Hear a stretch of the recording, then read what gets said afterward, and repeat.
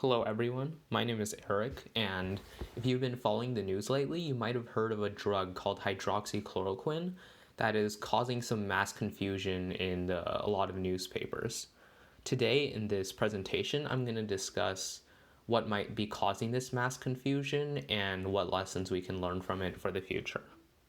So, hydroxychloroquine is an immunosuppressive and antimalarial organic molecule, meaning that it's usually used to treat malaria in patients. There are some hypotheses about how exactly it works, but scientists aren't exactly sure, and the details don't really matter for this topic. Currently, it's being used to treat SARS-CoV-2 in many different patients across the world. Just a week or two ago, there were many clinical trials conducted using hydroxychloroquine in hospitals around the world because of its potential effectiveness in helping patients recover from the virus. However, some studies were conducted recently, and their statistics revealed that using this drug actually increased the likelihood of death due to the virus. Thus, many hydroxychloroquine, and their derivatives, the trials were halted. So now the question is, does this actually make sense? If we have a patient with the coronavirus and we give them this treatment, does that actually increase the likelihood that they die from the virus? So the answer to this is not definitive, but is most likely no. That makes no sense. We can understand why this type of result might occur through looking at the different types of studies, primarily observational studies versus experimental studies. So the status quo is that hospitals have many patients that are displaying symptoms of the virus. So then they administer hydroxychloroquine to them, and to other patients who are displaying these symptoms, they might not for a variety of reasons. So now there's a bunch of data. So now we can do some statistics on it. This kind of study is going to be called an observational study because the researcher is going to take the results from the hospital that completes the clinical trial and then make some kind of inference from it. However, this kind of study is prone to a lot of biases. So normally, if we want actual results, we're going to need controls in our experiment.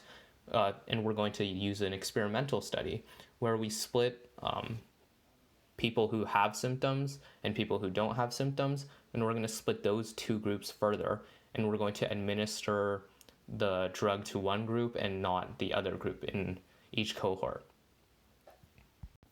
So that's why the result that administering hydroxychloroquine leads to an increased mortality rate is not necessarily a valid one.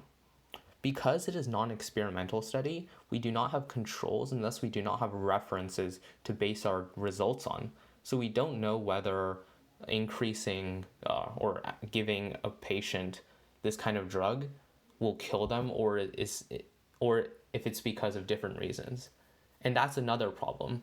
The demographic that receives this drug is not necessarily going to be representative of everyone who has the disease, because a lot of people who are going to be willing to take this drug, even though it is not really tested, are going to be people who are in a lot worse condition, who are already more likely to die.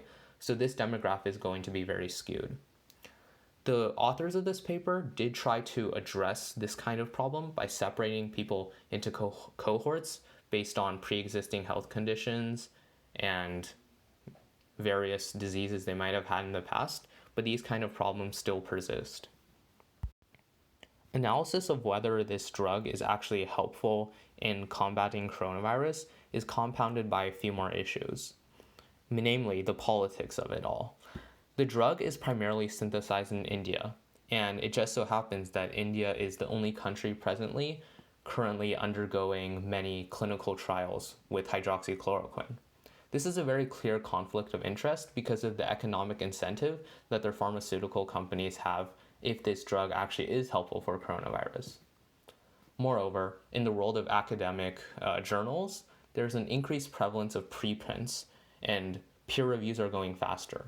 So preprints are papers that are being pushed into the scientific world but have not yet been reviewed by other scientists. And peer reviews are going faster, which means that less time is being spent on each paper.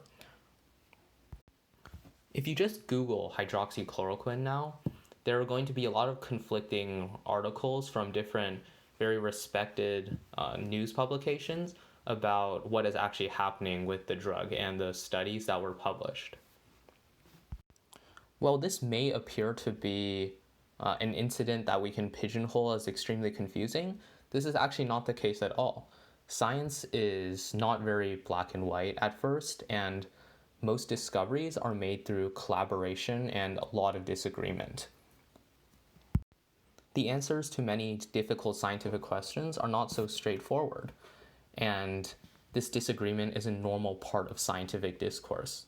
However, most of the public, and especially journalists, do not understand this kind of distinction between like disagreements and just regular discussion.